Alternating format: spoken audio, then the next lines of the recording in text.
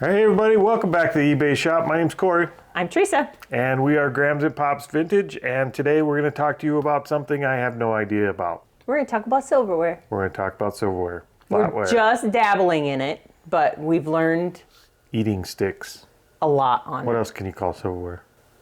Forks, knives, spoons. Food pokers. We're going to talk about those. These. Them things. Food pokers. Yep. Mouth shovelers. So this is something we got into recently. We don't know a lot about it, but you guys know us. We like to talk about things we don't know much about. So we're going to do that today with silverware, and we're going to try and share with you how we decide if we should buy them or not, and how we look them up once we do buy them, if we decide to pick them up, and then how we list them to maximize our profit off of them in the end. But as usual, we've got, probably 10 or so items to get out of here this morning. So we're going to look at what sold over the weekend as we go, and what's the first thing that sold. The first thing we sold was St. Joseph's Cathedral by Lamax. All right, so that's this thing, and hopefully it's all in the picture here. This is a big, like holiday building that I've been fighting Grams on for a long time not to buy it because it's local. It's a local building to the town an hour south of us. It was part of a bulk buy, so I purchased it. Actually, they threw it in on a bulk buy, but it is based out of Sioux Falls, which is the town that we typically go sourcing in. So it's like for somebody in that area, or if you used to live in Sioux Falls. Yeah, it is an expensive piece, and I think it would sell well in the local area. It just doesn't have a very big market. I mean, it has basically the market of the local little area here. Yep, mine was the only one listed. Yep, it did sell though. I had one lady that wanted to buy it and have it like do local pickup, but she never reached back out. So we just sold it to somebody else. So what'd that sell for? $95. It's shipping 45 minutes away. And what did we pay for that? I don't remember. It was part of that bulk buy, but I don't think we had much in No, it. the whole bulk buy was $100. Yeah. I think she had like $5 on that one. Yep. So it was good profit. I don't know if I'd recommend buying it again. I mean, if we could sell it again, we'd probably buy it again if we can get it cheap, but you'd have to get it pretty cheap. $5 is pretty cheap. $5 was pretty cheap. What do we got next? We sold another piece of our lot from that. We sold the Lamax outhouse. Yes, it's an outhouse. It's a shitter. Yep, it's a Christmas shitter with a pine tree next to it to keep smell down. Does that have? Is that a There's pine a little tree? possum there, or There's a a fox little or a something raccoon under or there. something. I think it's a fox. I don't know. I It's got can't a white tell. face. I don't know, trash panda. Yep. So That that's one what didn't that sell is. for much, but it sold for $4.49. And that'll get shipped out in a little box today. Yep. All right, so let's talk about silverware. We're out of garage sales or thrift stores or estate sales especially. We see bulk silverware. Boxes. Silverware in their original boxes. Well, that, but we Or also in see like bags. cardboard boxes and bags. Like Yep. we see silverware everywhere. So we dabbled at one garage sale, like, I don't know, probably 6-7 months ago, and I only listed a few of those items. I paid like $17 for, I don't know, 5 bags. Yep. 6 bags of silverware. I didn't really know much. I just figured I'd try it. Most of them are still sitting in a box right there. Hold on. Oh, you should have shut it off. I didn't think about it. Did you go shut it off? No. Now we gotta wait for it to wind down. Hurry up. You're run us out of battery. Seriously. He's such an amateur. Ooh, that was a quick wind down. What'd you do, break it? All right. Do you want to start over or continue where you left off? I'm trying to remember where I left off. Oh, I was talking about, yep. So we bought a whole bunch of silverware. I listed a few. I've sold a few. But after doing some research, watching other people with their eBay and whatnot, their videos, to see good brands to buy, I will stick to roughly three brands that I've seen that seem to sell well.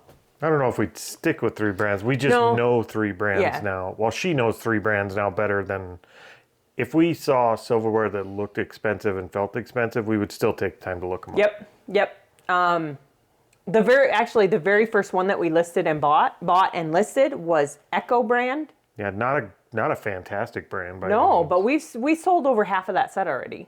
So The 3 brands that I will typically stick with nowadays, unless something looks very vintage, whatever, or expensive, is Oneida is number 1. Always look for Oneida. And even the basic Oneida, so just a plain old handle on it, those sell. Cambridge is another one that we've picked up and we've sold quite a few from. And the other one that we've just recently sold some from was William Rogers. The name is different on some. Some it's W.M. Rogers, some it's 1847 Rogers, I think is what it is. So look for Rogers?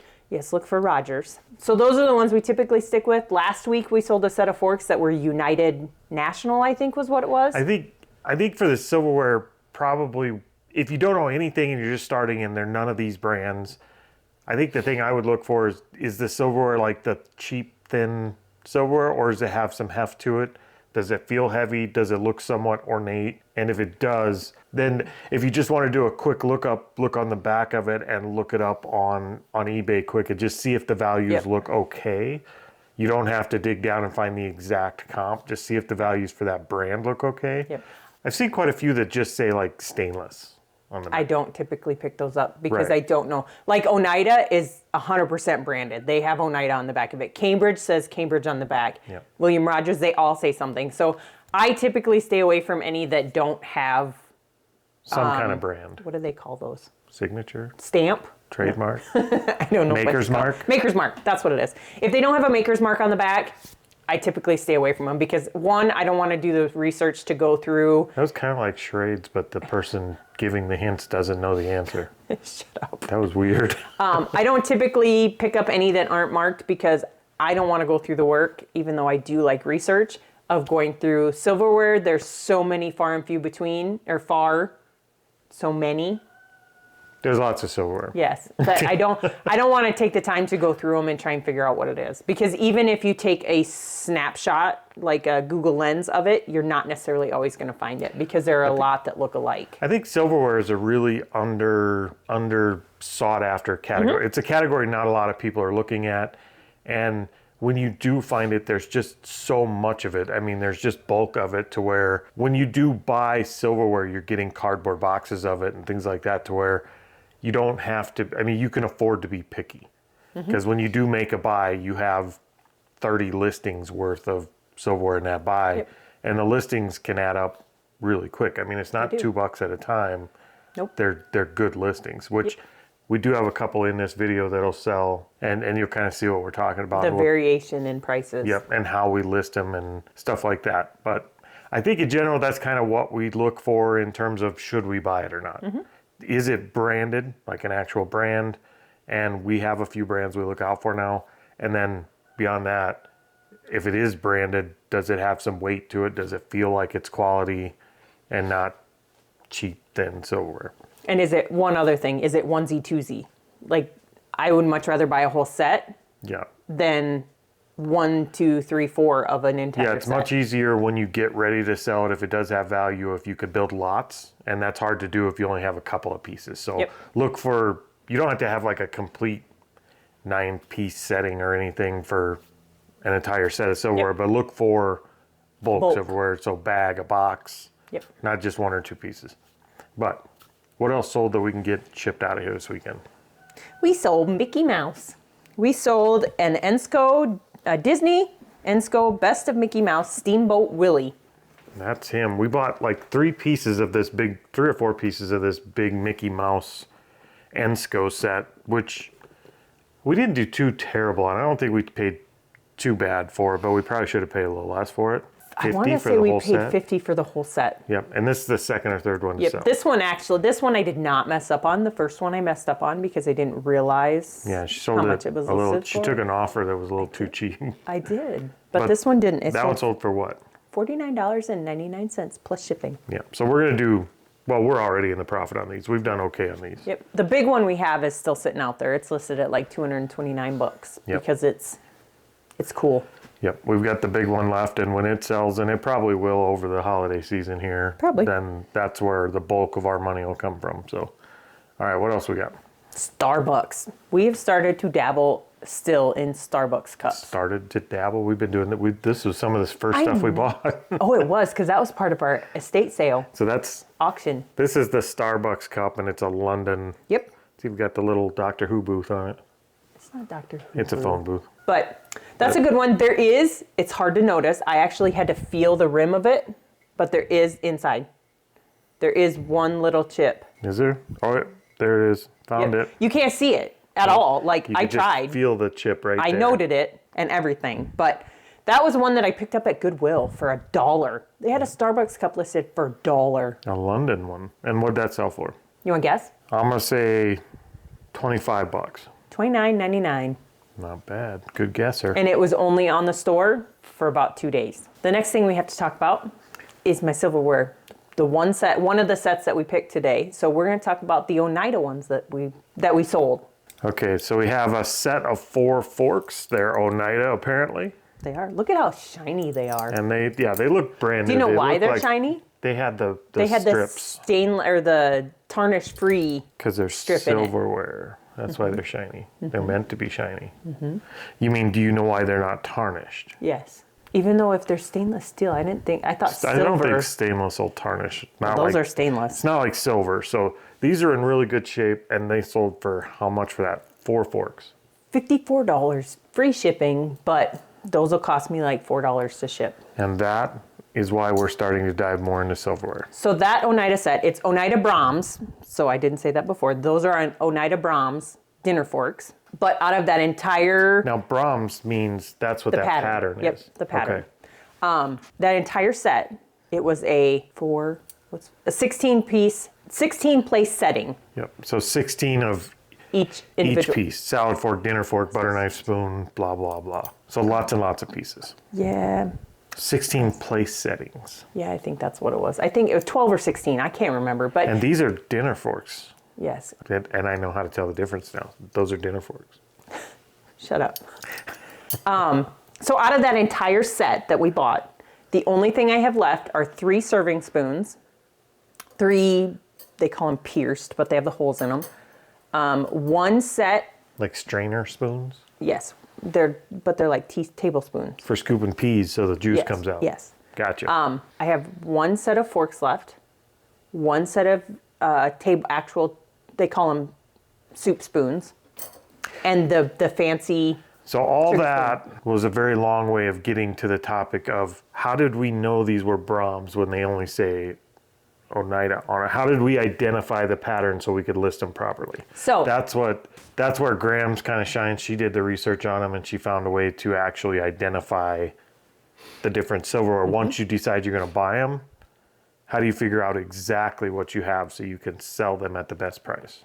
So after being parts of Facebook groups, all that stuff, everybody recommends when you buy silverware to look up what the patterns are. There's a website called replacements.com. They have silverware, they have china, they have like a whole bunch of stuff in there. But that's why I stick with just certain brands, because they have like every brand listed, and to go through every single one on their website to figure out what the pattern is, it would take you forever. But replacements.com, you can go in, you can pick up, the Oneida tab, and I just scroll through real quick to see what they are and match up the pattern with the pattern, and that's how you tell what they are. So replacements.com, you can look at what you have and match it up with what they have, just sort by brand. And then when you do go to look it up or list it on eBay or Etsy or wherever you're going to list it, you can list it properly so that people looking for, say they lost a fork out of their set and they want to buy a replacement, you can get the best possible value for it because you've got exactly what they're looking for. Yep. And if you're just putting generic like set of 4 forks from that brand And without the pattern name on it, I don't think you'd have as good a luck selling them. no, and you can't just say fork, like you can't just say fork or spoon, because you have dinner forks and salad forks. Yep. You have soup spoons / oval spoons is what they call them, and teaspoons, and you have serving spoons, and you have, you have to be specific on them because Think bougie dinner party. Like you have to say the different spoons and forks. Like you Yep. can't just pick a fork and eat with it. and they do want like the one good thing about replacements.com is it will tell you if it's a retired item, like the manufacturer doesn't make it anymore. And two, it will also tell you the length of it, because people will look for that too, to see, you know, if you have it listed right as a dinner fork, it's the dinner fork length and it's not the salad fork length. Yep. So identifying them, I would say, once you decide you're going to buy them, identifying them is a very important step that will help you get the best value from it when you go to sell it. And I think it's worth the time to do. If it's worth time to buy it, it's worth time to identify it. So that's kind of how we've been doing it, or how she's been doing it. And I think once this set is all gone, which I have a feeling it will be very shortly, I will sell the box for it as well. Because the wooden box that it came in is in those have really good condition. Those actually have decent value sometimes, even if they're a little beat up. So yeah, don't toss the box they come in if you happen to get the box with it. Unless it's falling apart. Yep. And even then, sometimes if it's for a good enough set, you never know. So definitely look up the box, because sometimes they have I wouldn't say as much as a silverware, but they sometimes can have decent value. But all right, let's look at what sold next. If you've watched our previous video when we went garage sailing with my sister, she bought a big she bought a big doll bookcase. In that bookcase was a whole bunch of Loving Family, Fisher Price people and furniture. So out of that, I sold a Loving Family nursery playset crib. That's this little guy. It does work. Nope, I took batteries out. Okay. Yep. It does work. It lights up and it plays music. The one piece with this was it was broke when I got it. Don't twist that. That's the spot that was broke. I think the first thing somebody's going to do is twist that. It's not meant to twist. So if they twist it and break it, they're on their own. But okay, so it's a little crib with a mobile. It plays music and lights up. And it how does much work. did that sell for? $9. All right, so what sold next? We sold a Littlest Pet Shop. We sold Jedson Whitebeard, the terrier. That's a terrier? It is. It's like a Wheaton Terrier or something. Oh, I see it. Okay. It looks like a fox. He's a little hard to see because he's in a blue bag here, but that's... He looks like a raccoon. I don't know, he looks like a gray dog with a white beard. So tiny little guy, and he sold for how much? $3.99. All right, what do we got next? So we were talking about silverware. We sold a set of 1847 Rogers Brothers silver-plated modern hollow knives. And these I would have almost thought these were cheaper knives because they're not solid, they're hollow up here. Is that Rogers? Is that the Rogers we were talking about? Okay. And that's the reflections pattern. So they're just butter knives. And they have a hollow handle, but they are still pretty heavy. They're actually called dinner knives. Are they? Well, Yes. You use them at dinner to spread butter, right? And you use them to cut up stuff. And they're not serrated at all. They're not? No, not even a little. It's just like a spreading knife. Okay. We'll call it a jam knife if you want to be fancy, but it's a butter knife. It's not, because I could show you a butter knife. Okay, so what did these butter knives sell for? Those ones sold for $9.99.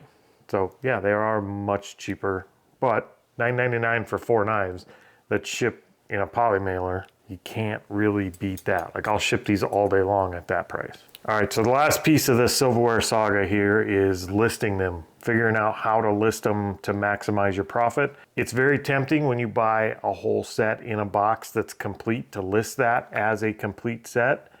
That is not, sometimes that's the right way to go, but that's not always the case, and we're finding out is more often than not, not the case where you want to list them that way. Sometimes breaking them up is the right way. Yep. And you have to be able to figure out what is the right way to list them. Yep. So typically when I've listed them, I go out and I look at the sold comps to see what sells better. Yep. Like for that set, does it sell better individually, or does it sell better in either a place setting or just a set? Yep. So a set of, say a set of 4 dinner forks versus a set of a dinner fork, a salad fork, a spoon, So a place setting. Yep.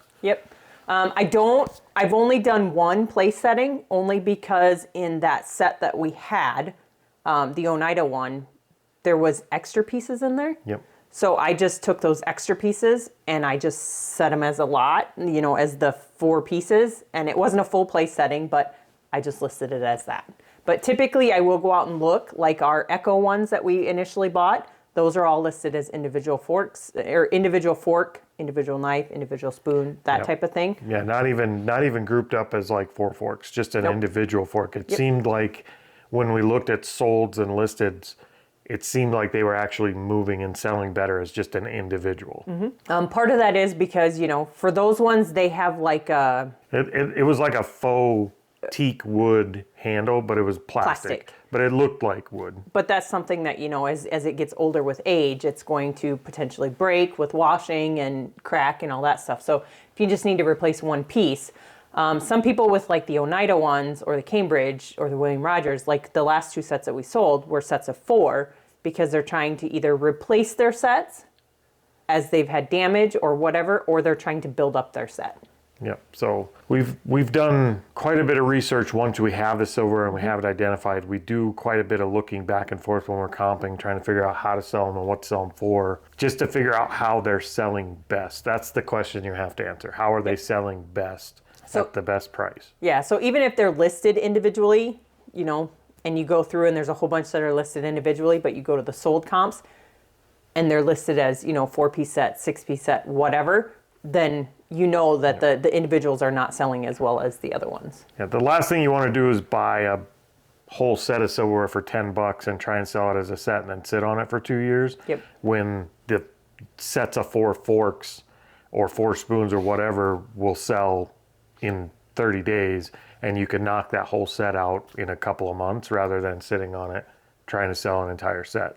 So I think that's as much as we know, and there's a whole lot more we don't know, but hopefully what we know will help you guys get started in silverware. And anything you know that we're missing, please feel free to share, because we are just getting started in this. Yep. Like, we're just learning it. We're just sharing what we learn as we learn it. So let's finish up so we can pack up and get out of here today. What's the next thing that's sold? We sold a computer part. We sold the DC power jack for a laptop. All right, you know on the side of the laptop, the little plug that goes in it, this is what it plugs into. So there's not much to look at here. So if you break your power port, and those actually get broke quite a bit because the cords are hanging off the side and people are snapping them off. So surprisingly, these do get broke quite a bit. I'm surprised. You know, I am new to the MacBook world and they're magnetic. I'm surprised HP and Dell and all of those have not switched to do magnetic ones. It might be proprietary. Like, they might have it trademarked or something, or not trademarked, copyrighted or whatever. Yeah, I don't know. I might It's have not to new look at that. technology. I would think No. it would evolve to other devices before too long. But yeah, this is the inside piece of that little power port, and that sells, and for a little laptop, and that sells for how much? $9. Yep. And we just had a junk laptop that we tore apart and snagged little pieces like this. You'd be surprised what little pieces will sell off an old junk laptop. I think we only have 2 pieces left out of the laptop. All right, so we just got one thing left, right? Yep. We sold part of my Stampin' Up lot. We sold a bird builder punch. So you got a bird and a branch and a, I don't know, is that a wing? Let me see. That would be the bird's wing, maybe? Yep. So, I don't know, bird in a bush, we'll name that one. It's called Bird Builder. Bird builder, so you build the bird and the bush. We're not talking about bushes. We're not talking about bush. So it is a stamp. It's not a Stamps out, well, it's a punch, so you could punch those shapes out on cardstock. Yep. And that's Stampin' Up brand? Yep, Yes. and it's retired. It sold for how much? $19.99. I am, by the way, I looked at it and we paid $130, not $135 Okay. for the entire lot, and we have sold over $250, I think, worth of stuff. So 1, 2, 3, 4, 5 boxes, 6 boxes, and some stragglers that we have left. I have it All listed. profit. Yep, I have it listed currently. When I added up my stuff, it's like $3,900. Yeah. So yay, Stampin' Up. So we quit worrying about whether or not it's going to sell because we're actually in a profit. Mm-hmm. So the only thing we're out now is the storage space, and it seems like we're selling a piece or two every time we pull orders. Yep. So I guess we don't have to worry about whether or not Stampin' Up's going to sell. It ain't going to sell fast. Like, it isn't going to fly out the door and we're going to be out of it next week, but it's going to sell consistently. So yay us. All right. Yay us. So I think that's it for today's video, right?